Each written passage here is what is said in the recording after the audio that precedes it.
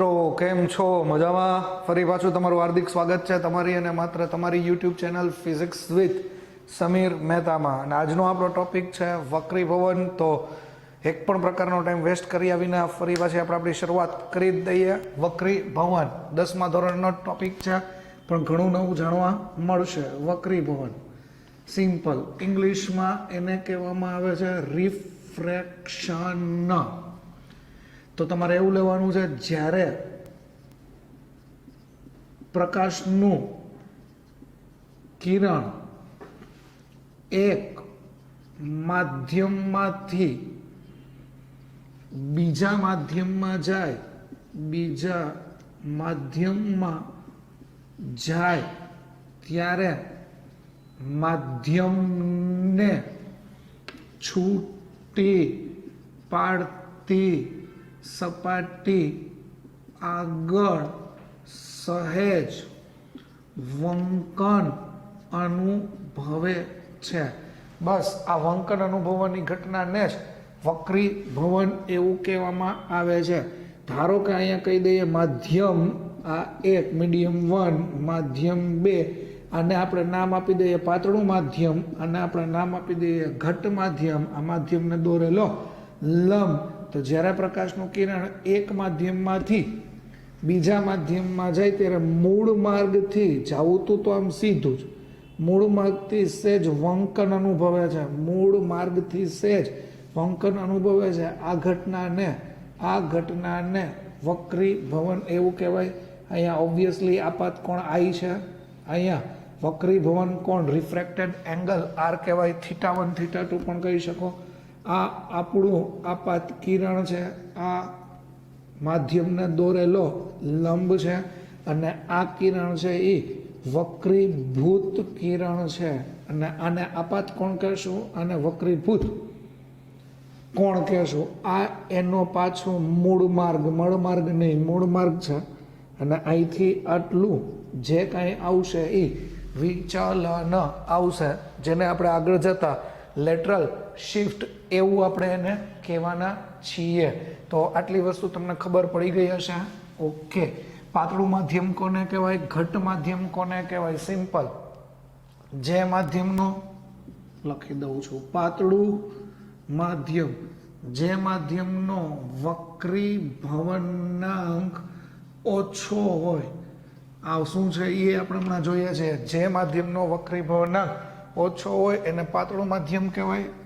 ઘટ્ટ માધ્યમ કોને કહેવાય? તો જે માધ્યમનો વક્રીભવનાંક વધુ હોય એને પાતળું માધ્યમ. આ શબ્દ યાદ રાખો, પાતળું માધ્યમ હોય તો એને રેરર મીડિયમ એવું કહેવાય. ઘટ્ટ માધ્યમ હોય તો એને ડેન્સર મીડિયમ એવું કહેવાય. વક્રીભવનાંક એને કહેવામાં આવે રિફ્રેક્ટિવ ઇન્ડેક્સ, એટલે એને આઈ ડોટ એવું પણ કહેવામાં આવે છે. તો આવી બધી વસ્તુઓ તમને પાયાની ખબર હશે. તો 2 મિનિટ પાછું મગજમાં રિકોલ કરી લ્યો જોઈએ આપણે શું ભણ્યા છીએ. ઓકે, તો રિકોલ થઈ ગયું. સિમ્પલ છે. જ્યારે યાદ રાખજો, પાતળા માધ્યમમાં પ્રકાશની ઝડપ વધુ હોય છે. ઘટ્ટ માધ્યમમાં પ્રકાશની ઝડપ ઓછી હોય છે. પાતળા માધ્યમમાં પ્રકાશની ઝડપ વધુ દેખાય છે, જ્યારે ઘટ્ટ માધ્યમમાં પ્રકાશની ઝડપ ઓછી દેખાય છે. તો આવી બધી વસ્તુઓ છે એ સમજો. વંકન થવાનું કારણ આ જ છે. કોઈ પણ કિરણ વંકન પામે છે એનું મેઇન કારણ આ જ છે કે એક માધ્યમની સ્પીડ વધારે હતી, માધ્યમ બદલાય છે એટલે સ્પીડ ડિક્રીઝ થાય છે, એટલે જ એનું મૂળ માર્ગથી વિચલન થાય છે. આ ઘટનાને આપણે વક્રીભવન કહીએ છીએ. બહુ ઓબ્વિયસ થિંગ છે, બહુ ઇઝી થિંગ છે. ઓકે, આટલું પૈતા પછી તમારે અહીંયા સમજવાનું છે માધ્યમની ઘનતા. તો કહેવાનો મિનિંગ એવો છે, વક્રીભવન બીજું કાંઈ જ નથી. વક્રીભવનાંક છે એ કાંઈ જ નથી. એ માધ્યમની ઓપ્ટિકલ ડેન્સિટી માપવા માટેની રાશિ છે. માધ્યમની ઓપ્ટિકલ ડેન્સિટી મતલબ પ્રકાશીય ઘનતા તમારે માપવી હોય, કોઈ પણ માધ્યમની પ્રકાશીય ઘનતા માપવી હોય, એટલે ક્યુ માધ્યમ કેટલું ઘટ છે, ક્યુ માધ્યમ કેટલું પાતળું છે, તો એ માપવા માટે તમારી પાસે જે રાશિ છે એ વક્રીભવનાંક છે. ઇન શોર્ટ, વક્રીભવનાંકની મદદથી તમને ખબર પડે કે પ્રકાશીય માધ્યમ પાતળું છે કે ઘટ, એટલે એની ડેન્સિટી વિશે તમે માહિતી મેળવી શકો. તો મૂવ થાય ફટાફટ વક્રીભવનાંક ઉપર. એકચ્યુઅલી વક્રીભવનાંક રિફ્લેક્ટિવ ઇન્ડેક્સના બે પ્રકાર છે. એક પ્રકાર છે એને કહેવામાં આવે સાપેક્ષ વક્રીભવનાંક, અને બીજું છે એને આપણે કહીએ છીએ નિરપેક્ષ વક્રીભવનાંક. સાપેક્ષ વક્રીભવનાંક એટલે એને કહેવાય રિલેટિવ રિફ્રેક્ટિવ ઇન્ડેક્સ, અને આને કહેવાય એબ્સોલ્યુટ રિફ્રેક્ટિવ ઇન્ડેક્સ. આપણે હમણાં આની વાત કરવાના છીએ. નિરપેક્ષ વક્રીભવનાંકની વ્યાખ્યા શું છે? સિમ્પલ. એનું સૂત્ર યાદ રાખીએ. સૂત્ર ઉપરથી તમે એની વ્યાખ્યા ઉપર જઈ શકો. વક્રીભવનાંકની સંજ્ઞા ઈટાઈ છે અને મ્યુઈ છે. બુક બદલશે, પબ્લિકેશન બદલશે, એટલે સંજ્ઞા પદ્ધતિ બદલશે, પણ બેમાંથી કોઈ પણ એક સંજ્ઞા તમે ચૂઝ કરીને ચાલો. હું ઈટા લખું કોઈક દાખલામાં મ્યુ લખું, તો એનો મતલબ વક્રીભવનાંક જ સમજો. ધારો કે અહીંયા હું અત્યારે ઈટા લખું છું, પછી પણ આપણે મ્યુ પણ લખશું, તો એનું સૂત્ર થાય શૂન્ય અવકાશમાં પ્રકાશનો વેગ છેદમાં આપેલા માધ્યમમાં પ્રકાશનો વેગ. તો ઈટા ઇઝ ઇક્વલ ટુ અહીંયા લખી નખાય સી અને અહીંયા લખી નખાય વી. સી એટલે શૂન્ય અવકાશમાં પ્રકાશનો વેગ, વી એટલે માધ્યમમાં પ્રકાશનો વેગ. વેગના છેદમાં વેગ છે એટલે એકમ રહિત રાશિ છે, તો વક્રીભવનાંકને કોઈ એકમ હોતો નથી. વક્રીભવનાંકને કોઈ પણ પ્રકારનું પરિમાણ પણ હોતું નથી. તો આ તમને પહેલા ખબર પડી ગઈ જોઈએ. ધારો કે હું ઉદાહરણ આપું છું, સી પ્રકાશનો વેગ તો તમને ખબર જ હોય. ધારો કે હું લઈ લઉં છું કાચનો વક્રીભવનાંક, તો કાચનો વક્રીભવનાંક આપણે લઈએ 1.5, તો અહીંયા મૂકી દઈએ 1.5 is equal to C upon V. વીને સૂત્રનો કરતા બનાવીએ તો અહીંયા 1.5 આવે. સી એટલે 3×10⁸ આવું થઈ ગયું. આ 1.5 એટલે 15 કરીને 10 ઉપર લઈ જાય 3, અને અહીંયા 5, 1/5, અને અહીંયા 10⁹ આવ્યું. સોરી, અહીંયા વી લખીએ, અહીંયા વી લખીએ, એટલે અહીંયા લખીએ તો 0.2×10⁹ તો વી એટલે 2×10⁸ મીટર પર સેકન્ડ આવું છે. મતલબ કાચનો વક્રીભવનાંક 1.5 હોય તો મને કાચમાં પ્રકાશનો વેગ મળી શકે. સમજાય છે? આવી રીતે પાણીમાં પણ મને વેગ મળી શકે. તો આ પહેલા વસ્તુ તમે ફટાફટ નોટ કરી લ્યો, કેવું છે એ તમે જોઈ લ્યો ફટાફટ. ઓકે ફ્રેન્ડ્સ, લખી લીધું હશે અને રિકોલ કરી લીધું હશે. બહુ સિમ્પલ વાત છે. Eta is equal to C upon V પણ લખી શકાય, mu is equal to C upon V. આ બંને વક્રીભવનાંકની સંજ્ઞા છે, પણ જો વક્રીભવનાંક છે એ આપેલા માધ્યમના વ્યસ્ત પ્રમાણમાં છે. એટલે જો વક્રીભવનાંક વધારે હોય, વક્રીભવનાંક વધે તો માધ્યમમાં સ્પીડ ઘટશે, વક્રીભવનાંક ઓછો હશે તો માધ્યમમાં સ્પીડ વધશે. વ્યસ્ત પ્રમાણનો સંબંધ છે એ તમને લોકોને ખબર છે. યાદ રાખજો વિદ્યાર્થી મિત્રો, એક જ વાત છે, જ્યારે માધ્યમ ચેન્જ થશે ત્યારે પ્રકાશનો પથ પણ બદલશે અને એની સ્પીડ, એનો વેગ પણ બદલશે. ઓકે, હવાનો વક્રીભવનાંક 1 છે. જનરલી તમે લોકો ડાયરેક્ટ યાદ રાખી લ્યો તોય ચાલે.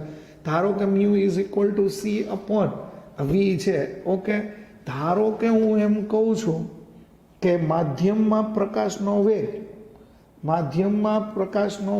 અહીંયા હું સી જ લખું છું, વી. માધ્યમમાં પ્રકાશનો વેગ એ શૂન્ય અવકાશમાં પ્રકાશના વેગ જેટલો જ છે. રિપીટ, માધ્યમમાં પ્રકાશનો વેગ શૂન્ય અવકાશમાં પ્રકાશના વેગ જેટલો જ છે. જો આ બે વેગ સરખા થાય તો અહીંથી ખબર પડી જાય. જો આ બે વેગ સરખા થાય તો મ્યુ ઇઝ ઇક્વલ ટુ 1. આવું પણ તમે સાબિત કરી શકો, પણ ડાયરેક્ટ યાદ રાખો, હવાનો વક્રીભવનાંક 1 છે. શૂન્ય અવકાશમાં સ્પીડ 3 લાખ કિલોમીટર પર સેકન્ડ છે, અથવા 3×10⁸ મીટર પર સેકન્ડ છે, જે બધાને ખબર છે. તો નિરપેક્ષ વક્રી ભવનાંક ઉપરથી આપણે સાપેક્ષ વક્રી ભવનાંક ઉપર જઈએ એ પહેલાંય તમને બે અગત્યના મુદ્દા કહી દઉં છું. જોવો જોઈએ અહીંયા અમે લંબ દોર્યો. ધારો કે આ પ્રકાશીય રીતે પાતળું માધ્યમ છે, આ પ્રકાશીય રીતે ઘટ માધ્યમ છે. જો કોઈ પ્રકાશનું કિરણ પાતળા માધ્યમમાંથી ઘટ માધ્યમમાં દાખલ થાય, યાદ રાખજો દાખલાનો પોઈન્ટ છે, 10માનો પોઈન્ટ છે. જો કોઈ કિરણ પ્રકાશીય પાતળા માધ્યમમાંથી ઘટ માધ્યમમાં દાખલ થાય તો લંબ તરફ વંકન પામે છે. એટલે લખાય towards the normal. ઇંગ્લિશમાં એવું કહેવાય when light ray is traveling to rare medium to denser medium, rare medium to denser medium, then your ray is towards the normal. bend ક્યાં થશે? towards the normal. યાદ રાખો પાતળામાંથી ઘટ તો લંબ તરફ.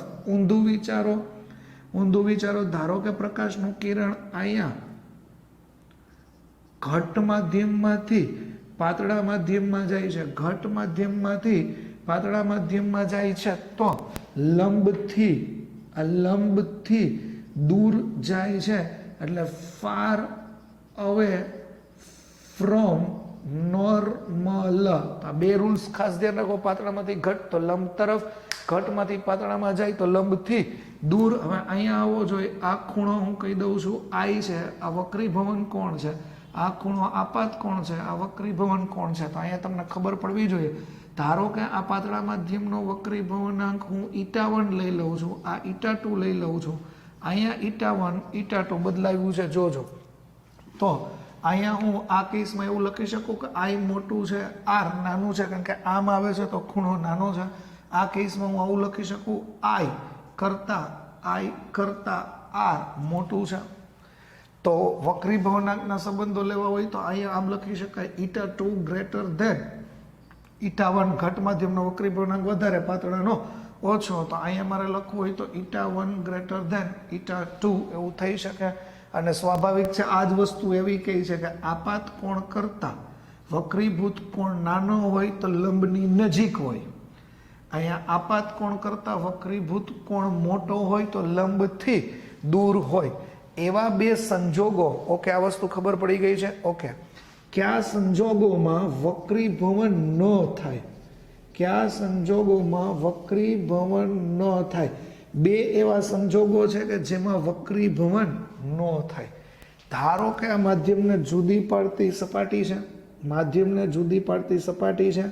આ માધ્યમને દોરેલો લંબ છે.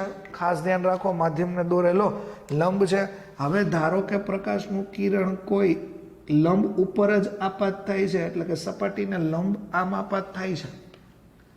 તો આપાત કોણ સમજો, આપાત કોણ 0 થાય તો વક્રીભૂત કોણ પણ તમારો 0 જ થવાનો છે. એટલે આ કિરણ લંબ આપાત કરશો તો એ વક્રીભવન પામ્યા વગર સીધું માધ્યમમાંથી પસાર થઈ જશે. તો આ તમારી પહેલો કિસ્સો, પહેલો પોઈન્ટ છે. કયા સંજોગોમાં વક્રીભવન ના થાય? તો કે જ્યારે લંબ કિરણ આપાત થાય છે ત્યારે એનું વક્રીભવન થતું નથી. અલગ અલગ મીડિયમ છે, μ1 અને μ2. ખાસ ધ્યાન રાખો, અલગ અલગ મીડિયમ છે. હવે સાંભળો જોઈએ, μ1 અને μ1 બે એક સરખા જ વક્રીભવનાંક વાળા, બે એક સરખા જ વક્રીભવનાંક વાળા માધ્યમો આપેલા હોય, બે એક સરખા વક્રીભવનાંક વાળા માધ્યમો આપેલા હોય ત્યારે એનું વંકન નહીં થાય, ત્યારે એના મૂળ માર્ગ ઉપર જ ગતિ કરશે. આ બધા એના MCQs છે. તો આ બધા MCQ તમારે જોઈ લેવા, વિચારવા કયા સંજોગોમાં વક્રીભવન ન થાય. તો આ યાદ રાખો, જ્યારે માધ્યમ સમાન હોય ત્યારે ના થાય, માધ્યમ અલગ અલગ હોય પણ લંબ આપાત થાય ત્યારે ના થાય. ઓકે, ફટાફટ રિકોલ કરી લ્યો. ઓકે વિદ્યાર્થી મિત્રો, રિકોલ થઈ ગયા બાદ આપણે સાપેક્ષ વક્રીભવનાંક ગોતવું છે. તો સાપેક્ષ વક્રીભવનાંકના ટોપિક ઉપર મૂવ થાય. આ જ બે વસ્તુ ઉપરથી, આ જ સૂત્ર ઉપરથી પછી તમે રેફરન્સ બુકમાં જોશો તો ત્યાં મ્યુ લખેલું હશે, તો મ્યુ ને ઈટા બે સેમ જ છે. ઓકે, ધારો કે આ તમારે સમજવું છે તો અહીંયા તમારે લંબ દોરી લેવું. આ પાતળું માધ્યમ વક્રીભવનાંક μ1, ઘટ માધ્યમ વક્રીભવનાંક μ2, પ્રકાશનું કિરણ પાતળા માધ્યમમાંથી આ ઘટ માધ્યમમાં જાય છે. આને તમે નામ આપી દો કંઈ બી, સપોઝ θ1 ઓર θ2, અધરવાઇઝ આઈ અને આર આવું છે. ઓકે, હવે રિફ્લેક્ટિવ સાપેક્ષ વક્રી ભવનાંક. સાપેક્ષ એટલે સરખામણી કરવાની વાત છે. તો ધારો કે મારે માધ્યમ એકનો નિરપેક્ષ, યસ સમજો, સાપેક્ષ જતો હોય તો નિરપેક્ષ ઉપરથી તારવીએ છીએ. માધ્યમ એકનો નિરપેક્ષ વક્રી ભવનાંક મારે લખવો હોય માધ્યમ એકનો, તો μ1 ઇઝ ઇક્વલ ટુ, તમારી પાસે સૂત્ર છે C/V1. આ શબ્દ સમજો, આને કહી દો ઇક્વેશન 1. μ1 V1 એટલે માધ્યમ એકમાં પ્રકાશનો વેગ. પછી અહીંયા તમે લખી શકો માધ્યમ 2 નો નિરપેક્ષ વક્રી ભવનાંક. માધ્યમ 2 નો તો μ2 C/V2 એવું થઈ ગયું ઇક્વેશન 2. V1 એટલે માધ્યમ એકમાં પ્રકાશનો વેગ, V2 એટલે માધ્યમ 2 માં પ્રકાશનો વેગ. કાંઈ જ નથી કરવું, ગુણોત્તર લઈ લ્યો. તો μ1 અને μ2 ગુણોત્તર લઈ લ્યો એટલે અહીંયા V2/V1 આવું થઈ જશે. તો આ તમારું પહેલું સૂત્ર મળે છે, મતલબ મેઇન સાપેક્ષ વક્રી ભવનાંકનું સૂત્ર.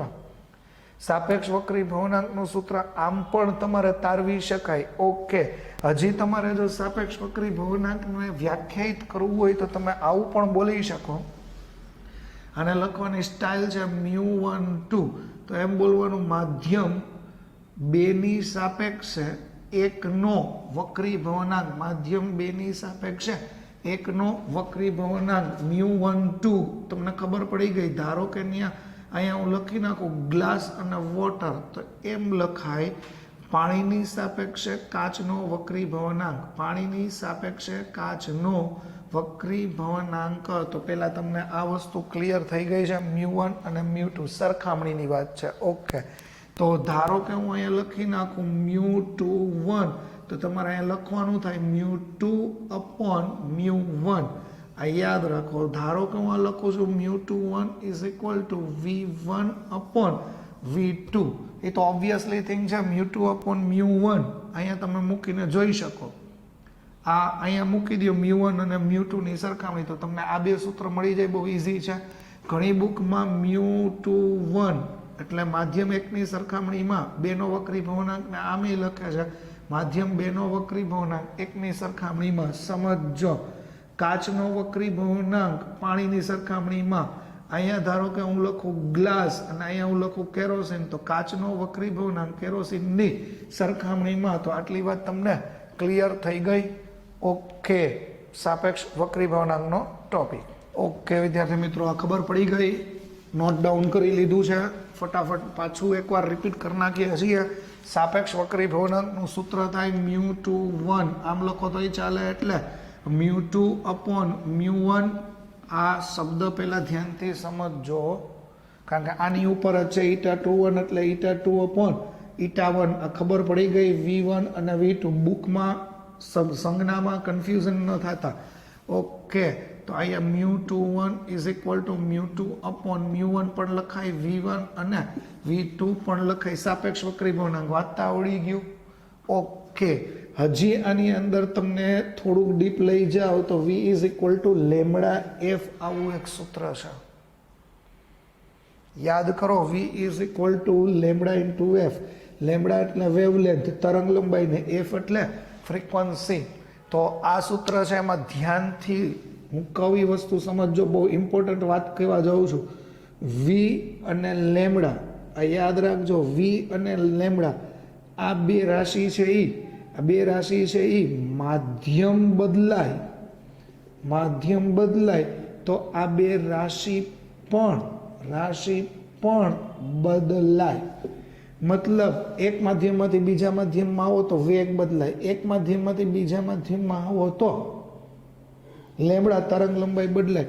પણ ન બદલાતી રાશિ છે એ ફ્રીક્વન્સી છે. F એટલે ફ્રીક્વન્સી, આવૃત્તિ. આ રાશિ ક્યારેય પણ બદલાતી નથી. ગમે એટલા માધ્યમ હોય, એક માધ્યમમાંથી બીજા, બીજામાંથી ત્રીજા, ત્રીજામાંથી ચોથા, ગમે એમાં જાઓ, ફ્રીક્વન્સી આવૃત્તિ કોઈ દિવસ બદલાતી નથી. સર ફિલિંગ નથી આવતું. તો કઈ રીતે કરશું? આવૃત્તિ બદલાતી નથી. એક એક્ઝામ્પલ લ્યો, એક કામ કરો, એક આવડું કાચનું બીકર વિચારો, પાણી ભરી દીધું, તળિયે આપણે કોઈ પણ કલરનો બલ્બ રાખી દો, સપોઝ ગ્રીન છે, રેડ કલરનો બલ્બ રાખ્યો, રાઈટ. આપણે પાણીની અંદર તો હશું નહીં, આપણે ક્યાં હશું? પાણીની બહાર, એટલે હવાના માધ્યમમાં હશું. ઓકે, રેડ કલરનો બલ્બ રાખ્યો છે, જો સમજો, રેડ કલરનો બલ્બ રાખ્યો છે. એ રેડ કલરનો બલ્બ પાણીના માધ્યમમાંથી, કહેવાનો મિનિંગ એના પ્રકાશના કિરણો પાણીના માધ્યમમાંથી આપણી આંખમાં પહોંચશે, પાણીના માધ્યમમાંથી આપણી આંખમાં પહોંચશે. સમજાય છે? તો વિચારો જોઈએ આપણને કેવો કલર ફીલ થાય? મને તો રેડ જ કલર ફીલ થાય. ઇન શોર્ટ, કહેવાનો મિનિંગ એવો છે કે જેવા કલરનો બલ્બ હશે એવા જ કલરની લાઇટ આપણી આંખમાં પ્રવેશશે. આપણે પાતળા માધ્યમમાં છીએ, બલ્બ ઘટ માધ્યમમાં છે. એક માધ્યમમાંથી બીજા માધ્યમમાં જાય છે તો રંગ બદલાતો નથી. રંગ બદલાતો નથી, ઇટ મીન્સ કે ફ્રીક્વન્સી બદલાતી નથી. આ ઘણી વખત MCQ તરીકે પૂછાઈ ગયેલો પ્રશ્ન છે, તો આ તમારા મગજમાં સેટ કરી દેજો. આપણે આના માટે લખવું હોય, આ સૂત્ર માટે V1 લખવું હોય તો હું આમ લખી શકું, λ1F. V2 લખવું હોય તો λ2F, આવું લખી શકું. ફ્રીક્વન્સી બદલાશે નહીં એટલે F1 અને F2 લખ્યું નથી. હવે આ સૂત્ર જોવો જોઈએ, આ μ21 is equal to μ2 upon μ1 is equal to V1 upon V2. એમાં હું V1 V2 ની કિંમત મૂકી દઉં તો λ1F અને λ2F, તો FF કેન્સલ થઈ ગયું. તો તમને નિરપેક્ષ વક્રી ભવનાંક ઉપરથી સાપેક્ષ વક્રી ભવનાંક અને એનાય પાછા તમને આટલા સૂત્ર મળ્યા. જો આ પહેલું સૂત્ર μ21 V1 અને V2 સૂત્ર μ21 λ1 અને λ2. આ યાદ રાખો, આ વક્રી ભવનાંક આધારિત સૂત્ર, આ વેગ આધારિત સૂત્ર અને આ તરંગ લંબાઈ આધારિત સૂત્ર. જો તમને આ ખબર પડી ગઈ તો સીધા આપણે એના ડાયરેક્ટ એક્ઝામ્પલ ઉપર જઈએ છીએ. ધારો કે હું તમને એક એક્ઝામ્પલ આપી દઉં, પાણીનો વક્રી ભવનાંક કાચની સાપેક્ષે, પાણીનો વક્રી ભવનાંક કાચની સાપેક્ષે તો કેમ લખાય? જો પાણીનો વક્રી ભવનાંક કાચની સાપેક્ષે તો આમે લખાય μWg, આમે લખાય. ઘણી રેફરન્સ બુકમાં આમ લખ્યું હશે તો આ રીત શીખો. આવી રીતનું છે. આ મ્યુ વોટર એન્ડ ગ્લાસ છે. આ તમને વક્રી ભવનની વાત, એનું સૂત્ર આપણે એકવાર રિપીટ કરી દઈએ. μ21 આવું હોય તો એને બોલાય માધ્યમ 1 ની સાપેક્ષે માધ્યમ 2 નો વક્રી ભવનાંક. તો આપણે લખી શકીએ μ2 અપોન μ1. વેગના સંદર્ભમાં લખવું તો V1 અપોન V2 એવું લખી શકાય. અને મેં હમણાં જ તમને સમજાવ્યું, V is equal two λ×F. આવૃત્તિ બદલાતી નથી તો V is equal to V1 is equal two λF, V2 is equal two λ2F. આપણે આ ગુણોત્તર તો આવૃત્તિ છે તમે અહીંયા લખી શકો λ1 અપોન λ2. ફરી પાછું એક વખત રિપીટ કરી દઉં છું. એલાવ μ21 નો મતલબ એવો થાય માધ્યમ 1 ની સાપેક્ષે 2 નો વક્રી ભવનાંક. તો ઘણી વખત માધ્યમ અહીંયા 2 જેનો વક્રી ભવનાંક ગોતવો છે એ અહીંયા લખશો, જેની સાપેક્ષે ગોતવું છે એ અહીંયા લખશો. ઘણી વખત ઘણી બુકમાં આ છે એટલે આનો અર્થ સમજી લેવો ફરજિયાત છે. માધ્યમ 2 નો વક્રી ભવનાંક 1 ની સાપેક્ષે, તો આ તમને પહેલાં પડી ગઈ હશે. તો આપણે એક વસ્તુ ધારો કે આપણે એવું લખીએ કે પાણીનો વક્રી ભવનાંક કાચની સાપેક્ષે, પાણીનો વક્રી ભવનાંક ની સાપેક્ષે. તો આનું સૂત્ર આપણે કેમ બનાવીશું? અહીંયા તમે લખી શકો WG. ખબર પડી ગઈ. પછી અહીંયા મારે લખવું V ગ્લાસ ના છેદમાં V વોટર અથવા લેમડા ગ્લાસના છેદમાં લેમડા વોટર. જોવું જોઈએ આ પરફેક્શન ખબર પડી ગઈ એવું હોય તો મને 2 કહી દો અને 1 કહી દો. 1 ની સાપેક્ષે 2 એટલે η2 upon η1, μ2 upon μ1, μW upon μg. તો આ વસ્તુ તમને ક્લિયર થઈ ગઈ હશે. ઓકે, તો બીજી બધી વાતો ના કરતા સિમ્પલ અને સિમ્પલ એક નાનકડા ઉદાહરણ, થર્ડ ક્લાસ ઉદાહરણ ઉપર આપણે આગળ વધીએ. બહુ યાદ રાખજો, ઇમ્પોર્ટન્ટ ટર્મિનોલોજી છે. વેગ માધ્યમ ઉપર આધારિત છે, તરંગ લંબાઈ માધ્યમ ઉપર આધારિત છે, આવૃત્તિ માધ્યમ ઉપર આધારિત નથી. એટલે જ એક માધ્યમમાંથી બીજા માધ્યમમાં જાઓ ત્યારે રંગ બદલાતો નથી. આ વસ્તુ મગજમાં રાખજો, કારણ કે ઇમ્પોર્ટન્ટ MCQ થઈ શકે એવું છે. હોપ આ તમને સમજાઈ ગયું હશે. તો આપણે આપણા એક ઉદાહરણ, થર્ડ ક્લાસ ઉદાહરણ ઉપર જઈએ. આવડતું જ હોય વી વોટર, એટલે પાણીમાં પ્રકાશનો વેગ. પાણીમાં પ્રકાશનો વેગ આપણે એપ્રોક્સિમેટ લઈ લઈએ 2.25 ગુણ્યા 10⁸ મીટર પર સેકન્ડ વી ગ્લાસ. કાચમાં આપણે લઈ લઈએ 2 ગુણ્યા 10⁸ મીટર પર સેકન્ડ. બહુ ઇઝી છે. મ્યુ ડબલ્યુ ગોતો. જો સાપેક્ષ વક્રીભવનાંક નથી કહેતા, અને મ્યુ ગ્લાસ ગોતો. બસ જોવો જોઈએ, આ બહુ ઇઝી વસ્તુ નથી, સિમ્પલ. અહીંયા તમે મૂકી દો C/V એવું સૂત્ર છે. C/V છે. You are talking about water, તો વોટર મૂકી દો. ગ્લાસ, તો ગ્લાસ મૂકી દો. હવે થર્ડ ક્લાસ એક્ઝામ્પલ આપણે 1 કે 2 જ કરવાના છે, પછી આપણા કરવાના નથી. તો mu W is equal two C એટલે પ્રકાશનો વેગ 3 ગુણ્યા 10⁸, અને VW લ્યો સાદો ભાગાકાર છે. અહીંથી તો તમને આવડી જ જશે. અહીંયા મ્યુ ગ્લાસ જોતો હોય તો 3 × 10⁸ અને ગ્લાસ છે એટલે 2 ગુણ્યા 10⁸. તો આવા વક્રીભવનાંકો આવી રીતે પણ તમે તારવી શકો. એક નાનકડું એક્ઝામ્પલ લેવાનો પ્રયાસ કર્યો તો આ એક જરાક સરસ ઉદાહરણ આપણે એક લઈ લઈએ છીએ. ધારો કે હવામાં તરંગ લંબાઈ, હવામાં પ્રકાશની તરંગ લંબાઈ આપણે લઈ લઈએ છીએ 4800 એંગસ્ટ્રોમ. કેટલા એંગસ્ટ્રોમ દ્રશ્ય પ્રકાશ લીધેલું છે? 4800 angstrom. Reflective index of diamond, hero છે એ ઝગમગ થતો હોય, શાઇનિંગ હોય, તો રિફ્લેક્ટિવ ઇન્ડેક્સ ઓફ ડાયમંડ એ આપણે લઈ લઈએ છીએ 2.4. રિફ્લેક્ટિવ ઇન્ડેક્સ ઓફ ડાયમંડ આ તમને ખબર પડી ગઈ છે, તો હું અહીંયા લખી દઉં છું મ્યુ ડી આપણે લઈ લઈએ છીએ 2.4. એને કોઈ એકમ હોતો નથી. ડાયમંડ હીરાનો વક્રીભવનાંક, હીરાનો વક્રીભવનાંક, આટલી વાત આપણને ખબર પડી ગઈ છે. હજી મારે જોવું છે તરંગ લંબાઈ ડાયમંડમાં, આ ગોતવું છે. મતલબ હવામાં તરંગ લંબાઈ 4800 છે, તો હીરાની અંદર, ડાયમંડની અંદર તરંગ લંબાઈ ગોતવી છે. અને હવાનો વક્રીભવનાંક મિત્રો ન આપે એ આપણને આવડવો જ જોઈએ. હવાનો વક્રીભવનાંક 1 છે, તો હંમેશા હવાની સાપેક્ષે ડાયમંડનો વક્રીભવનાંક એવું ગોતવાનું હોય છે. તો આમ લખાય ડાયમંડનો વક્રીભવનાંક હવાની સાપેક્ષે, અથવા ઘણી વખત આવું પણ લખાય ડાયમંડનો વક્રીભવનાંક હવાની સાપેક્ષે. તો બસ તમને જે મજા આવે એ સૂત્ર અપ્લાય કરો. અહીંયા તો હું લખીશ mu D upon mu A, આવું મેં લખ્યું છે. ફરી પાછું એકવાર રિપીટ કરી દઉં છું. Mu D A is equal to mu D upon mu A, આવું લખ્યું છે. પછી તમને અહીંયા વેગ ગોતવાનું નથી કીધું, તરંગ લંબાઈ ગોતવાની કીધી છે. તો તરંગ લંબાઈ માટે તમારે આવું વાપરવું પડે, કારણ કે વ્યસ્ત પ્રમાણ છે. ના ખબર હોય તો અહીંયા ખાસ જોઈ લેવું. જો અહીંયા ખાસ જોઈ લેવું. આ જુઓ જોઈએ 2 તો અહીંયા 1 છે, અહીંયા વોટર તો અહીંયા ગ્લાસ છે, તો ડાયમંડ છે તો વ્યસ્ત પ્રમાણ લીધેલું છે. આ બેને તમે સરખાવી દો તો mu D upon mu A is equal two lambda A upon lambda D. Value મૂકીને ચોકડી ગુણાકાર કરો. ડાયમંડ તો કે 2.4, એર તો કે 1, આ બધાને તો ખબર જ હોય. હવે એરની અંદર એટલે અહીંયા તમે લખશો 4800 એંગસ્ટ્રોમ, અને લેમડા ડી એ તો આપણે ગોતવું છે. લેમડા ડીને સૂત્રનો કરતા બનાવી દો તો 4800 એંગસ્ટ્રોમ અને 2.4 એટલે લેમડા ડી બરાબર 2000 એંગસ્ટ્રોમ.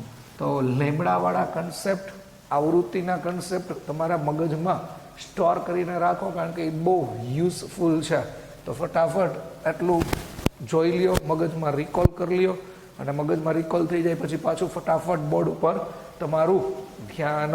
હવે પછીનો આપણો ટોપિક છે વક્રીભવન અને વક્રીભવનના નિયમો. બહુ ઇઝી ટોપિક છે, 10માં આવી ગયો છે, એ જ છે. તો પહેલાં વક્રીભવનના નિયમો, બહુ ઇઝી વાતો સમજો છો. વક્રીભવનના નિયમો, આ માધ્યમને જુદી પાડતી સપાટી, આ માધ્યમ 1 એટલે અહીંયા લખું છું માધ્યમ 1, અહીંયા લખીએ છીએ માધ્યમ 2. ધારો કે આને પાતળું માધ્યમ કહી દઈએ, ઘટ માધ્યમ કહી દઈએ. પાતળું એટલે રેર મીડિયમ, ઘટ એટલે ડેન્સર મીડિયમ. અને આ માધ્યમને દોરેલો આપણે લંબ વિચારીએલી છીએ. લંબ એટલે નોર્મલ. પ્રકાશનું કિરણ જ્યારે એક માધ્યમમાંથી બીજા માધ્યમમાં આવે છે ત્યારે છૂટી પડતી સપાટી આગળ સહેજ વંકન અનુભવે છે. આવું આપણે શીખી ગયા. આ આપાત કોણને આપણે આઈ કહી દઈએ અને વક્રીભૂત કોણને આપણે આર કહી દઈએ. આટલું બધાને ખબર છે. આના વક્રીભવનાંકને 𝜃1 𝜃2 𝜃1 𝜃2 ના કહેવું હોય તો 𝜇1 અને 𝜇2 આવું પણ કહી શકાય. તો પહેલો પોઈન્ટ શું છે? આપાત કિરણ, વક્રીભૂત આ કિરણ અને માધ્યમને દોરેલો લંબ. આપાત કિરણ એટલે ઇન્સિડન્ટ રે, વક્રીભૂત કિરણ એટલે રિફ્રેક્ટેડ રે, એન્ડ નોર્મલ એટલે લંબ. ત્રણેય એક જ સમતલમાં હોય એટલે all are lying in same plane. ત્રણેય એક જ સમતલમાં હોય આ એનો પહેલો નિયમ છે. આપાત કિરણ, વક્રીભૂત કિરણ અને માધ્યમને દોરેલો લંબ ત્રણેય એક જ સમતલમાં હોય એ એનો પોઈન્ટ છે. બીજો પોઈન્ટ ખાસ ધ્યાનથી સમજો, આ બહુ ઇમ્પોર્ટન્ટ છે. આપાત કોણના સાઇનનો ગુણોત્તર અને વક્રીભૂત કોણના સાઇનનો ગુણોત્તર, મતલબ આપાત કોણની સાઇન વેલ્યુ સાઇન આઈ, વક્રીભૂત કોણની સાઇન વેલ્યુ સાઇન આર, એ બેનો ગુણોત્તર હંમેશા અચળ હોય છે. અચળ ના લખો હોય તો અચળાંક હોય છે. અને એ અચળાંકને આપણે વ્યાખ્યાયિત કરીએ છીએ સાપેક્ષ વક્રીભવનાંક. એટલે એવું બોલીએ છીએ માધ્યમ બેનો વક્રીભવનાંક એકની સાપેક્ષે અથવા માધ્યમ બેનો વક્રીભવનાંક એકની સાપેક્ષે. તો આ વસ્તુ પહેલાં આપણા મગજમાં સેટ થઈ જવી જોઈએ. બહુ ઇમ્પોર્ટન્ટ રૂલ્સ છે. આગળ જતા સૂત્ર માટે, દાખલા માટે બહુ ઇમ્પોર્ટન્ટ ટોપિક છે. મિનિમમ માનો ને કે 20-25% ચેપ્ટર સ્નેલના નિયમ ઉપર આધારિત હોઈ શકે, મતલબ હોય જ. Sine I upon sine R is equal to 𝜃2 ઘણી વખત 𝜃2 ન લખવો હોય તો સી 𝜇2 તમે આમ લખી શકો. એ તો હવે મારે કહેવાની જરૂર નથી. આ તમારું સમીકરણ છે અને સ્નેલનો નિયમ કહી શકાય છે. હજી આને આગળ આપણે સ્પેસિફાઈ કરીએ છીએ. રિપીટ, આપાત કોણના સાઇનનો ગુણોત્તર અને વક્રીભૂત કોણના સાઇનનો ગુણોત્તર હંમેશા અચળ હોય છે. અચળ હોય છે એટલે અચળાંક હોય છે. અચળાંકને આપણે માધ્યમ એકની સાપેક્ષે માધ્યમ બેનો વક્રીભવનાંક એવી રીતે વ્યાખ્યાયિત કરીએ છીએ. આ વસ્તુ તમને ખબર પડી ગઈ હશે. ઓકે, જો હું તમને એક્ઝામ્પલ આપું છું. શું કામ આપણે અહીંયા અચળાંક લખીએ છીએ એના માટેના પોઈન્ટ્સ ઓફ વ્યૂ વિચારો. ધારો કે આ માધ્યમનો વક્રીભવનાંક 𝜇1 છે, આ માધ્યમનો વક્રીભવનાંક 𝜇2 છે. પછી અહીંયા આપણે એક બીજી આકૃતિ દોરીએ છીએ. એ માધ્યમના વક્રીભવનાંકો સેમ જ છે, 𝜇1 અને 𝜇2, મતલબ એક જ માધ્યમ લઈએ છીએ. હજી અહીંયા આપણે આ ત્રીજું લઈએ છીએ. અહીંયા એમ કહી દઈએ છીએ 𝜇1 અને 𝜇2. હાલો મિત્રો, આટલી વસ્તુ તમને ખબર પડી ગઈ. હવે આપણે કરવાના શું છીએ? પહેલી આકૃતિમાં જે આપાત કોણ રાખ્યો છે એ બીજી આકૃતિમાં નહીં રાખીએ, અને બીજી આકૃતિમાં જે આપાત કોણ રાખ્યો છે એ ત્રીજી આકૃતિમાં નહીં રાખીએ. મતલબ જુદા જુદા આપાત કોણની આપણે વાત કરવાના છીએ. તો પહેલા વહેલો પોઈન્ટ કઈ રીતે આવ્યો છે? તો કે અહીંથી આપાત કોણ આમ છે, આપાત કિરણ આમ છે, તો વક્રીભૂત કિરણ આમ છે.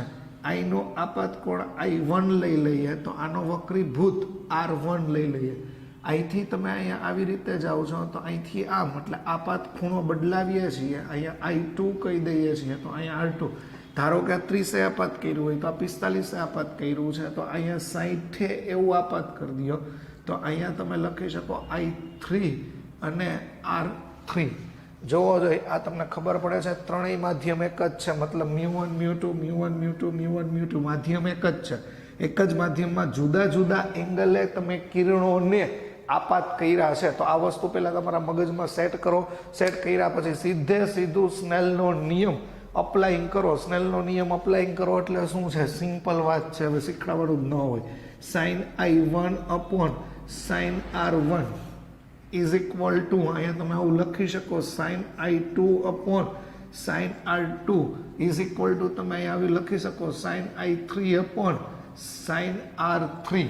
જો કે આવું તમને ના ખબર પડે તો પહેલી આકૃતિ માટે એવું લખી શકો સાઇન I1 અને સાઇન R1, તો તમે સીધું લખી શકો એના બરાબર અચળ અથવા 𝜇2 1. લખી શકો μ2 1.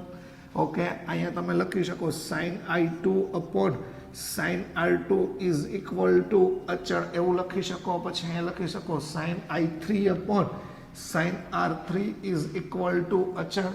બધાને તમે કમ્બાઈન કરી દો તો sin I1 upon sin R1 is equal to sin I2 upon sin R2 is equal to sin I3 upon sin R3. આને તમે અચળાંક તરીકે ડિફાઇન કરી શકો ને એ જ અચળાંક એટલે આપણું η21 એ ન લખવું હોય તો μ21 માધ્યમ 1 ની સાપેક્ષે માધ્યમ 2 નો વક્રી ભવનાંક. તો કઈ અગત્યની વાત આપણને ખબર પડી મિત્રો?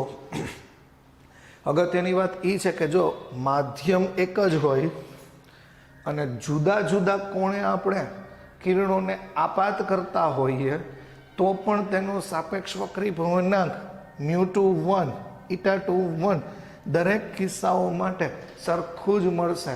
જો આપાત કિરણ તમે જે I1 રાખ્યું છે તો R1 જેટલું વક્રી ભવનાંક છે, I2 રાખ્યું છે તો R2 જેટલું વક્રી ભવનાંક છે. જેટલો આપાત કોણ હશે એના સમપ્રમાણમાં જ વક્રી ભવનાંક થશે, મતલબ વક્રી ભવનની ઘટના થશે.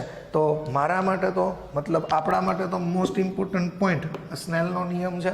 થોડાક આના એક્ઝામ્પલ જોઈએ છીએ, થોડું લેવલ આપણે ધીમે ધીમે એનું લેવલ વધારતા જવાના છીએ. તો આપણે એક્ઝામ્પલ ઉપર મૂવ થઈએ છીએ. તો આટલું ફટાફટ તમે નોટ કરી લ્યો અથવા જોઈ લ્યો. પહેલું એક્ઝામ્પલ આપણે લેવાના છીએ 60ના ખૂણે આપાત થાય છે અને એંગલ ઓફ રિફ્લેક્શન એ આપણે ગોતવાના છીએ અને એંગલ ઓફ ડેવિએશન એ ગોતવાના છીએ. ડેવિએશનનો મતલબ વંકન, ડેવિએશનનો મતલબ આપણે શું કરવાના છીએ? વંકન. તો આટલું લખી લીધું હશે. તો ઉદાહરણ 1 ની અંદર, એક્ઝામ્પલ 1 ની અંદર જઈએ. બહુ ઇઝી એક્ઝામ્પલ છે. ધારો કે આવી રીતનો ખૂણો છે. આ ખૂણાને આપણે નામ આપી દઈએ છીએ, હમણાં કંઈક એકમ કહી દઈએ છીએ. આનો વક્રી ભવનાંક μ1 કહી દઈએ છીએ, μ2 કહી દઈએ છીએ. અને વક્રી ભવનાંક ઉપરથી જ ખબર પડશે કે પાતળું માધ્યમ છે કે ઘટ માધ્યમ. જેનો વક્રી ભવનાંક વધારે હોય એ ઘટ માધ્યમ, જેનો વક્રી ભવનાંક ઓછો હોય એ પાતળું માધ્યમ. આનો વક્રી ભવનાંક આપણે 1 લઈ લઈએ છીએ, આનો વક્રી ભવનાંક આપણે √3 એવો લઈ લઈએ છીએ અને આનો ખૂણો આપણે 60 ડિગ્રી લઈ લઈએ છીએ. તો આપણે આ ગોતવું છે એટલે અહીંયા લખી દઉં છું find the angle of refraction. પહેલાં તો આ ગોતીએ. તો બહુ ઇઝી વાત છે. હવે તો તમને ખબર પડી જ ગઈ છે કેવી રીતે થઈ શકે. સમજાવવાની જરૂર જ નથી. તમે એવું લખી શકો અહીંયા તમારો I છે એ 60 છે, R ખબર નથી. બહુ સાદું એક્ઝામ્પલ છે. μ1 છે એ 1 છે, μ2 છે એ √3 છે. સીધું સૂત્ર અપ્લાય કરો, sin I upon sin R is equal to μ21. તો અહીંયા તમે લખી શકો sin I upon sin R is equal to μ2 upon μ1. sin I એટલે I તમારું 60 છે, આ sin R છે, μ2 તમારી પાસે √3 છે અને આ 1 છે. કાંઈ કરવાનું જ નથી. sin R ને સૂત્રનો કરતા બનાવી દો અને શું થાય છે એ જોઈ લો અથવા કિંમત મૂકી દો. sin 60 એટલે ઓલવેઝ √3/2. અહીંયા આવ્યું sin R is equal two √3 and 1. આ કટ થઈ ગયું. sin R ને વાં જવા દો તો sin R is equal two 1/2. કઈ કિંમત સાઇનની 1/2 થાય? તો તમને ખબર જ છે sin 30. તો રિફ્રેક્ટિવ 30 જોવો જોઈએ. આ એંગલ 30 આવ્યો. મતલબ વિચારો મેં તમને શું કીધું. તમે જ્યારે આપાત કોણ 60 નો હતો તો સી એ 30 ડિગ્રીનો તમને આ વક્રી ભવન મળ્યું. મતલબ એટલું બેન્ડ થયું. મારે આમાં એંગલ ઓફ ડેવિએશન એ ગોતવું છે. એંગલ ઓફ ડેવિએશન મતલબ વંકન કેટલું થયું. જો એક ને એક માધ્યમ હોત મિત્રો તો તમને ખબર હતી કે આ કિરણ સીધું એનું મૂળ માર્ગે જાત કે ના જાત. ઓકે, મૂળ માર્ગે જાત તો આ કોણ 60 નો છે તો આ કોણ કેટલાનો થાય? 60. 60 માંથી 30 બાદ કરો તો એનું તમને વંકન મળી જાય. તો વંકનનું સૂત્ર અહીંયા તમારે સાબિત કરવું હોય તો તમે આવું પણ લઈ શકો, delta is equal two I minus R.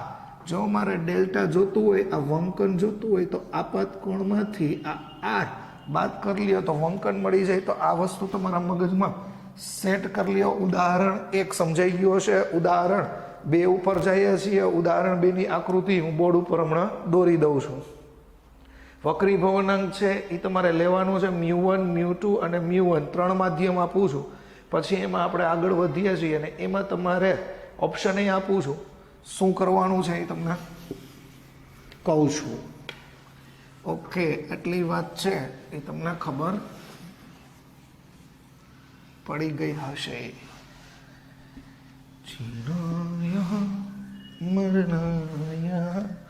હાલો હાલો હાલો, ગીત નહીં સર. એક્ઝામ્પલ 2માં આપણે આવી રીતના માધ્યમો આપી દઈએ છીએ. માધ્યમો આપીએ છીએ આવી રીતનું. આ આપણે લંબદોર લઈએ છીએ. આ માધ્યમ એક છે એટલે આનો વક્રી ભવનાંક μ1 કહી દઈએ, μ2 કહી દઈએ, પાછું આ μ1 કહી દઈએ. ધારો કે આ પ્રકાશનું કિરણ I જેટલા આપાત કોણે આપાત થયું છે. અહીંયા તમારો એંગલ R છે. ઓકે, આ સપાટીએ લંબ દોરો છો. આ કિરણ બહાર નીકળતા કિરણને યાદ રાખો નિર્ગમન કિરણ કહેવાય. ઇંગ્લિશમાં ઇમર્જન્ટ રે કહેવાય. એટલે નિર્ગમન કોણને આપણે ઈ વડે પણ દર્શાવી શકીએ. નિર્ગમન કોણને ઈ વડે દર્શાવી શકીએ. હવે અહીંયા તો બહુ ઓબ્વિયસલી છે યુગ્મ કોણ એવું થાય છે. જોવો જોઈએ આ યુગ્મ કોણ થાય છે એટલે આ આર જ છે કે. ઓકે, તો આપણે આમાં એવું કોઈ કહે કે ફાઇન્ડ ઈ ઇમર્જન્ટ એંગલ ગોતો, એટલે ઈ ગોતવાનું છે. ઓપ્શન છે મારી પાસે તો હું તમને આપી પણ શકું છું, પણ એના કરતાં આપણે ડાયરેક્ટલી વિચારીએ શું થાય છે. આને કહી દેવાનું પહેલી સપાટી, આને કહી દેવાનું સેકન્ડ સરફેસ. પહેલી સપાટી માટે અહીંયા તમે સ્નેલનો નિયમ વાપરો. સ્નેલનો નિયમ વાપરો તો શું થશે? μ1 અહીંયા થશે sin I is equal to μ2 sin R. આવું થશે. ના ખબર પડી અરે મિત્રો, બહુ ઇઝી છે. sin I અપોન sin R is equal to μ21. આવું મેં તમને લખવાનું કીધું હતું, રાઈટ? તો μ21 એટલે μ2 અપોન μ1 લખી જ શકાય. ક્રોસ મલ્ટિપ્લિકેશન કરી દો. આવું તો તમને આવડે જ. ઓકે, તો આ પહેલું સમીકરણ થઈ ગયું. આ સરફેસ માટે મારે સમીકરણ લખવું હોય તો પ્રકાશનું કિરણ જો બીજા માધ્યમમાંથી આવે છે એટલે μ2 sin R અને અહીંયા જાય છે તો μ1 sin E થઈ ગયું. આને સરખાવી દો, બહુ ઇઝી છે. આ પદ ને આ પદ સરખું છે તો μ1 sin I is equal to μ1 sin E. આ નીકળી ગયું. sin I is equal to sin E, તો I is equal to E. જો પહેલું માધ્યમ ના માધ્યમ સરખું હોય તો જેટલો આપાત કોણ હોય એટલું જ તમને નિર્ગમન કોણ મળી શકે. તો આ તમારો બીજો થર્ડ ક્લાસ એક્ઝામ્પલ થઈ ગયું. એક્ઝામ્પલ નંબર 3 ઉપર જઈએ છીએ. એક્ઝામ્પલ નંબર 3 આ હું તમને એક સ્ફિયરમાં કેવી રીતે એંગલ ફાઇન્ડ કરવા એમાં તમને શીખડાવું છું. ધારો કે એમાં તમને એક સ્ફિયર આપી દીધું છે. ધારો કે એમાં તમે 30 કોણે આપાત કરો છો અને કઈ રીતે તમે કરશો તો જુઓ, બહુ ઇઝી છે. ધારો કે અમે તમને એક સ્ફિયર ડ્રો કરીને આપી દીધું છે. અહીંયા આપણે ઓલું વક્રતા કેન્દ્ર એટલે આપણે સી લઈએ છીએ, લંબ વિચારીએ છીએ. પ્રકાશનું કિરણ અહીંયા આપાત થયું છે. આ આપાત કિરણ 30નું છે. આનો વક્રી ભવનાંક આપણે √3 એવું આપી દઈએ છીએ અને બહાર હવા હોય તો હવાનો વક્રી ભવનાંક આપણે 1 લખીએ છીએ. ઇમર્જન્ટ એંગલ ગોતો. કયો એંગલ ગોતવાનું કીધું છે? ઇમર્જન્ટ એંગલ ગોતો. તો ઇમર્જન્ટ એંગલ કઈ રીતે મળશે? Find E. જોવો જોઈએ, બહુ ઇઝી વાત છે. થોડુંક રે ડાયાગ્રામથી સમજવાની ટ્રાય કરો. કેવી રીતે સમજશો? 30 કોણે છે પાતળા માધ્યમમાંથી ઘટ માધ્યમમાં જશે તો લંબ તરફ વાંકું વળશે. એટલે લંબ તરફ કિરણ વાંકું વળ્યું એવું આપણે કહી શકીએ. અહીંયા તમે ખૂણો જો સમજજો, અહીંયા ખૂણો તમે R આપશો. હવે પ્રકાશનું કિરણ ઘટ માધ્યમમાંથી પાતળા માધ્યમમાં જશે. ઘટ માધ્યમમાંથી પાતળા માધ્યમમાં જશે તો મારે લંબ દોરવો પડશે, મોસ્ટ IMP પોઈન્ટ. અને લંબ always passing through the sea. લંબ હંમેશા સીમાંથી જ પસાર થાય છે. એટલે ઘટમાંથી પાતળામાં જાય તો લંબથી દૂર ગયું છે એવું નથી કે આમ જ જાય, પણ લંબથી દૂર બતાવ્યું છે. આપણે આ ગોતવું છે. સમજાઈ ગયું હશે. બહુ ઇઝી ટેકનિકથી આપણે જઈએ છીએ. ઓકે, હવે જુઓ જોઈએ ધ્યાનથી. અહીંથી આ છે એને તમે ત્રિજ્યા કહી શકો, યસ. આ તમારી રેડિયસ થઈ શકે. ઓકે, જો સી થી આ સરફેસ તમારી રેડિયસ થઈ શકે, થઈ જ શકે. શું કામ ના થઈ શકે સર? તો પછી આ ખૂણો, જો આ બે માપ સરખા હોય તો આ ખૂણો આર હોય તો ઓબ્વિયસલી આ ખૂણો પણ તમે આર લઈ શકો. ઓકે, ધારો કે માધ્યમ અલગ અલગ ન હોત ને એક જ માધ્યમ હોત તો આ એના માર્ગમાં આમ સીધે સીધું જઈ શક્યું હોત, હા યા ના? તો આવા બધા પોઈન્ટ્સ પહેલા માઇન્ડમાં વિચારો. ખૂણા સરખા કરી દીધા છે. જો તમને બુદ્ધિ હાલે તો સી, મેં તમને કીધું તું પહેલાં અહીંયા એ બિંદુ પાસે સ્નેલનો નિયમ વિચારો જોઈએ. એ બિંદુ પાસે તો તમે ડાયરેક્ટ લખી શકો ને આનો વક્રી ભવનાંક લખી દો. હાલો, આને η1 કહી દો અને η2 કહી દો. તો એ સપાટી આગળ η1 sin 30 is equal to η2 sin r, equation 1 એ સપાટી પાસે. હવે અહીંયા બી સપાટી પાસે સ્નેલનો નિયમ વિચારો તો η2 sin r is equal to η1 sin e થઈ ગયું. આને આ મિત્રો કટ થઈ જવાનું છે. કેમ એ તમને ખબર છે? sin 30 is equal to η1 sin e, અને તમને અહીંથી ખબર પડી જ જાય કે e ઇઝ ઇક્વલ ટુ 30. આ તમે કેલ્ક્યુલેશન કરી, રે ડાયાગ્રામ ડ્રો કર્યો. બાકી આગલામાંથી તો i ઇઝ ઇક્વલ ટુ એ ખબર જ છે. પણ જો અહીંયા મીડિયમ સેમ હોય તો પહેલું અને છેલ્લું માધ્યમ સરખું હોય તો તમે આવું કરી શકો. ફટાફટ બધા ટોપિક્સ રિપીટ કરો, મગજમાં રિકોલ કરો. આપણે થોડીક વારમાં વસ્તુ પાછી સ્ટાર્ટ કરીએ છીએ. ઓકે,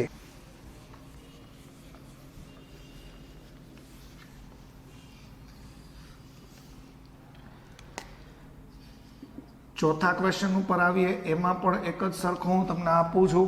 જોવો જોઈએ કઈ રીતે આપું છું. ઉપર ધારો કે હું તમને ઘટ માધ્યમ આપું છું અને નીચે પાતળું માધ્યમ આપું છું. અહીંયા વક્રી ભવનાંક √2 આપીએ છીએ. અહીંયા વક્રી ભવનાંક તમને 1 આપીએ છીએ. ઉપર પ્રકાશનું કિરણ આ લંબ દોર્યું છે.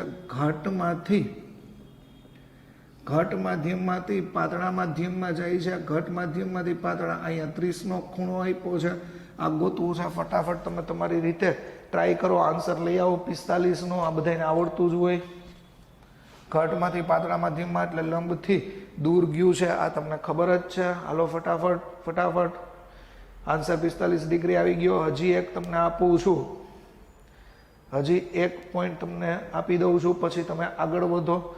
આમાં તમારે આર અને વક્રી ભવન આર અને ડેવિએશન એંગલ એટલે વંકન બે ગોતવાનું છે. આનો વક્રી ભવનાંક હું તમને આપી દઉં છું 1.33. આનો વક્રી ભવનાંક હું આપું છું. એક ખૂણો થોડોક અદ્ભુત આપું છું 37નો આપું છું. સી ઘટ માધ્યમમાંથી પાતળા માધ્યમમાં ગયું લંબથી દૂર.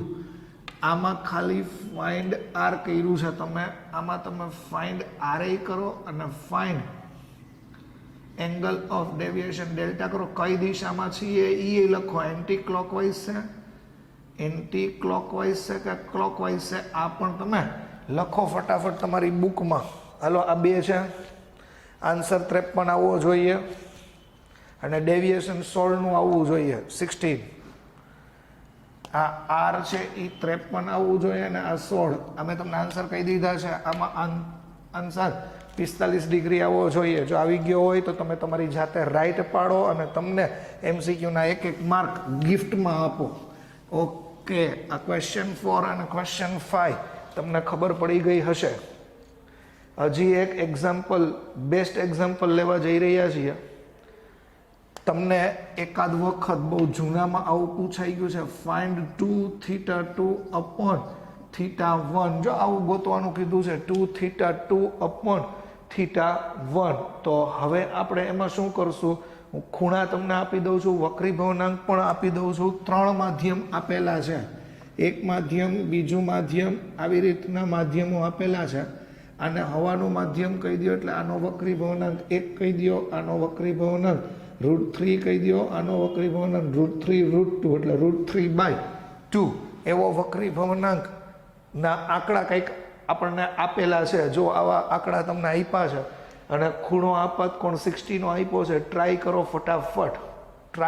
ફટાફટ તમારી રીતે ટ્રાય કરો. આપાત ખૂણો આપણને આ 60 ડિગ્રી આપ્યું છે પાતળામાંથી ઘટ માધ્યમમાં જાઓ છો તો આ લંબ તરફ વાંકું વળે છે અને ઘટમાંથી જોજો હજીઓ આ √3 છે, આ √3/2 છે, તો ક્યુ ઘટ અને ક્યુ પાતળું છે એ વિચારો. અને ધારો કે એવું કાંઈ ન વિચારતા તો સિમ્પલ તમે અત્યારે આને θ1 એવું કહી દો, આ ઝેડ થાય તો આને તમે θ1 એવું કહી દો અને આને θ2 કહી દો. મારે તો આ ગોતવું છે. પહેલાં ફટાફટ ટ્રાય કરો. સપાટી 1 આગળ સ્નેલનો નિયમ લખો, સપાટી 2 આગળ સ્નેલનો નિયમ લખો અને ફટાફટ મિત્રો ટ્રાય કરો. ઓકે, થઈ ગયું હશે એવું માનીએ છીએ. તો અહીંયા સપાટી આ ફર્સ્ટ સરફેસ છે, આ સેકન્ડ સરફેસ છે. ફર્સ્ટ સરફેસ માટે તમે સ્ટાર્ટ કરો તો શું થઈ ગયું? આ મ્યુ, અથવા આને કહી દેવું હોય તો μ1 કહી દો, અને μ2 કહી દો, અને μ3 એવું કહી શકો તોય ચાલે. આપણે તો θ1 ને θ2 થી જ મતલબ છે. તો અહીંયા તમે લખી શકો μ1 sin 60 ડાયરેક્ટ જ લખો, અને μ2 અહીંયા લખવાનું છે sin θ1. પહેલાં આ બેની વાત કરો. μ1 તમારી પાસે 1 છે, sin 60 એટલે √3/2 છે, μ2 તમારી પાસે √3 છે, અને આ sin θ1 છે. તો અહીંયા sin θ1 ઇઝ ઇક્વલ ટુ 1/2. તો sin θ1 is equal to sin 30 એ તમને ખબર હોવી જોઈએ, અને θ1 ઇઝ ઇક્વલ ટુ 30 ડિગ્રી. એટલે θ1 છે અહીંયા હું લખી દઉં છું. θ1 છે મિત્રો 30 ડિગ્રી મળી ગયું છે. ઓકે, આને કહી દો ઇક્વેશન 1. હવે સેકન્ડ સરફેસ માટે સ્નેલનો નિયમ લખવો હોય તો એમ લખાય μ2 sin, અહીંયા લખી શકો θ1 μ3 sin θ2. વક્રી ભવનાંક મૂકી દો μ2 આ √3, θ1 જો ઉપર જ છે 30, μ3 √3 √2 અને અહીંયા sin θ2. અહીંયા જુઓ sin 30 ની કિંમત 1/3 થાય. આ √3 √2 sin θ2 સાદુરૂપ તો આવડતું જ હોય. ઓકે, તો અહીંયા sin θ2 ઇઝ ઇક્વલ ટુ √2/2 થયું. એટલે અહીંયા આપણે પાછું જોઈએ છીએ sin θ2 ઇઝ ઇક્વલ ટુ આ 1/√2 1/√2 એટલે અહીંયા તમે લખી શકો sin 45. તો θ2 is equal to 45 degree, equation 2. તો આની અંદર આપણે કિંમત મૂકી દઈએ. θ2 છે એ 45 ડિગ્રી છે. આપણને ફાઇન્ડ કરવાનું કીધું છે θ1. ઉતાવળમાં ભૂલ ન થાય જોજો. 2θ2 એટલે અહીંયા 45 ડિગ્રી, અને અહીંયા 30, અહીંયા 15 3 45. તો તમારો આન્સર તમને ખબર પડી ગઈ હશે મિત્રો. હવે પછીનો આપણો ટોપિક છે લેટરલ શિફ્ટ, પ્રકાશીય સ્થાનાંતર. સાબિત કરીએ છીએ. આના સૂત્ર તમને ડાયરેક્ટ બુકમાં આપ્યું છે, આપણે એને સાબિત કરીએ છીએ. આના દાખલાઓ પણ તમારે કરવા, આના MCQ પણ તમારે કરવા. ઓલ્ડ ટેક્સ્ટ બુકની અંદર આના ઉદાહરણો MCQ તરીકે આપેલા હશે. જો લેટરલ શિફ્ટ, પ્રકાશીય સ્થાનાંતર કઈ રીતે છે, બહુ ઇઝી વાત છે, બહુ શાંતિથી સમજો. ધારો કે આપણે અહીંયા એક કાચનો સ્લેબ એવું લઈ લઈએ છીએ, અને કાચનો સ્લેબ કહી દો. આના વક્રી ભવનાંકને η1 η2 કહી દો. અહીંયા પાછું η1 એવું જ કહી દો. આ પ્રકાશીય રીતે પાતળું માધ્યમ છે, આ પ્રકાશીય રીતે ઘટ એટલે ડેન્સર મીડિયમ છે, અને આ પ્રકાશીય રીતે પાતળું માધ્યમ છે. અહીંયા માધ્યમને એક લંબ દોરવો ફરજિયાત છે. તો એ લંબ આપણે દોરીને અહીંયા સુધી અડાડી દેશું. ધારો કે પ્રકાશનું કિરણ પાતળા માધ્યમમાંથી એન્ટ્રી મારે છે, તો પાતળા માધ્યમમાંથી જો અહીંયા આપાત થયું છે તો એને તમે નામ આપી દો. કાંઈ બી કોઈ પણ વસ્તુને તમે નામ આપી શકો છો. ઓકે, તમે એને સપોઝ સપાટીને કાંઈ બી અહીંયા P નામ આપો, અહીંયા આ બિંદુ આપાત બિંદુ છે એને Q નામ આપો, આને તમે સરફેસને નામ આપો ABC અને D તો પણ ચાલશે. પ્રકાશનું કિરણ પાતળા માધ્યમમાંથી અહીંયા આવ્યું છે. આ આપાત કોણને I કયો, θ1 કયો, બધું એક જ છે. પ્રકાશનું કિરણ પાતળા માધ્યમમાંથી ઘટ માધ્યમમાં ગયું, અને અહીંયા R બિંદુએ આપાત થયું છે. ત્યાં પણ તમે માધ્યમને એક લંબ દોરો. આ લંબને તમારે નામ આપવું હોય તો N નામ આપો, અથવા M નામ આપો. નોર્મલ છે, આ બિંદુએ ટચ થાય છે તો T નામ આપી દો, નો પ્રોબ્લેમ. મનમાં આવે એ નામ આપો R. અને ઘટ માધ્યમમાંથી પાતળા માધ્યમમાં જાય છે તો લંબથી દૂર છે.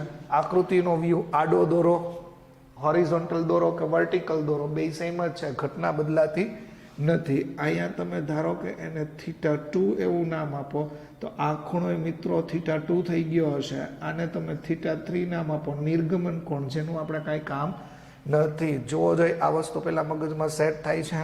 થોડુંક તમને સમજાવવા માટે આ આકૃતિ છે એ થોડીક મોટી દોરી દઉં છું, આટલી વસ્તુ તમને ક્લિયર થઈ ગઈ છે. હવે મિત્રો એવું વિચારો કે ધારો કે આ કાચનો સ્લેબ ન હોત તો, જો કાચનો સ્લેબ ન હોત તો તમારું આ આપાત કિરણ છે એ બેન્ડ ન થાત, એ તો એના માર્ગમાં સીધું ગતિ કરત. એટલે આ મૂળ માર્ગ છે, સમજજો. કાચનો સ્લેબ ન હોત તો સીધા માર્ગે ગતિ કરે છે. કાચનો સ્લેબ છે એટલે કિરણ આટલું વંકન પામ્યું, મારો હાથ જોજો.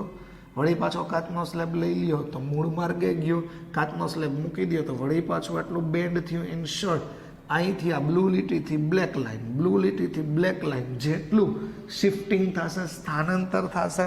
ઓકે, તો અહીંયા આપણે એક લંબ દોરી લઈએ છીએ. એ લંબ એટલે હું દોરું છું, આ જોજો, અહીંથી આટલું સ્થાનાંતર થઈ ગયું છે અને એમ નામ આપો.